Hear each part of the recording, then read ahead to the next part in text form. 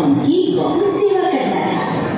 एक दिन उसने अपने माता पिता को भोजन कराया।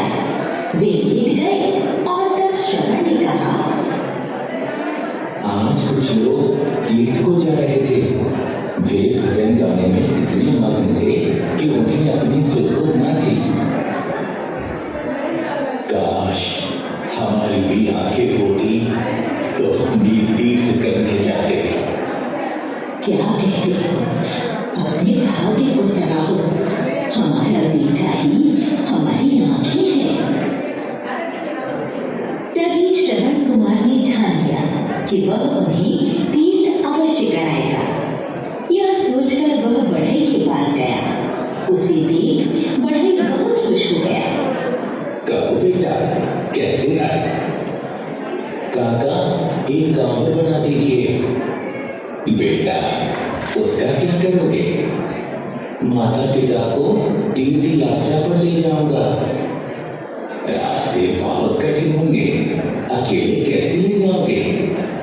आप चिंता न करें, आपकी दुआएं चाहिए। बताइए, कांवर कब तक बना देंगे?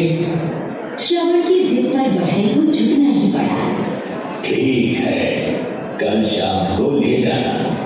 श्रवण ने घर आकर जाने की तैयारी शुरू कर दी। शाम को जाकर वह कांवर ले आया। उसने अपनी पत्नी को जाने की बात बताई। कल मैं तड़के ही निकल जाऊंगा। उसने जब अपने माता पिता को जाने की बात बताई तब उन्होंने बहुत मना किया, परंतु श्रवण ने कहा, राह में आपको कोई तकलीफ नहीं होगी। अगले दिन जल्दी उठकर उसने माता पिता को कांवर पर बैठाया और चल पड़ा। सारा गांव उसे मन ही मन आशीर्वाद दे रहा था। कई महीने बीत गए। वह दिन भर सफर करता और रात को थकान मिटाता।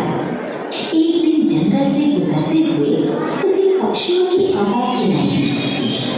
जब वे तीनों रात को लेट गए तो सहसा पिता ने पानी मांगा। श्रवण ने बर्तन में देखा और कहा, पानी तो नहीं है, मैं अभी लेकर आता हूँ। पिता के बहुत मना करने पर भी वह चला गया। जैसे ही नदी दिखाई दी, वह नदी से पानी बहने लगा। इतने में एक तीर आकर उसके सीने में घुस गया और वह चीख पड़ा। राजा दशरथ शिकार खेल रहे थे और खाली घड़े में पानी भरने की आवाज सुनकर उन्होंने समझा कि कोई जानवर पानी पीने आया है। बिना देखे ही तीर चला दिया, लेकिन आदमी की चीख सुनते ही वे दौड़ कर आ गए और श्रवण को तड़पता देख बहुत पछताए।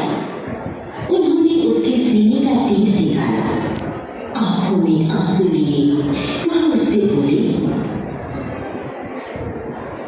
मुझसे बहुत बड़ा पाप हो गया है।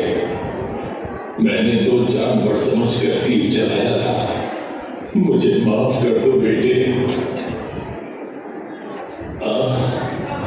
मेरे माता पिता जंगल में प्यासे बैठे हैं।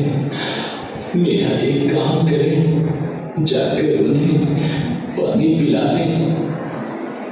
राजा ने श्रवण से सारी कहानी सुनी। देर न करें, पानी ले जाएं। यह कहते ही उसका दम निकल गया। राजा ने शव को कंधे पर रखा और हाथ में पानी का घड़ा लिए उसके माता पिता के पास पहुंचे। आहट सुनकर वे बोले, बहुत देर कर दी बेटा। राजा दशरथ ने चुपचाप खड़े होकर उन्हें पानी दिया। तुम बोलते क्यों नहीं? क्या हो गया बेटा? बोल, तभी हम पानी पिएंगे। माता जी, अनजाने में मेरे हाथों से आपके बेटे की मृत्यु हो गई। आप चिंता न करें, मैं ही आपका श्रवण आपकी सेवा करूंगा।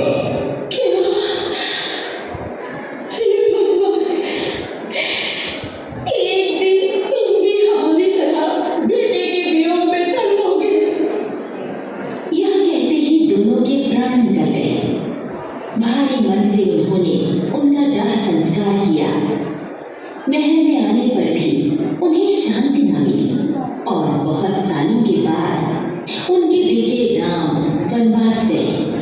बेटे के वियोग में तड़पते हुए उन्हें श्रवण के माँ पिता के शाप की याद आ रही थी।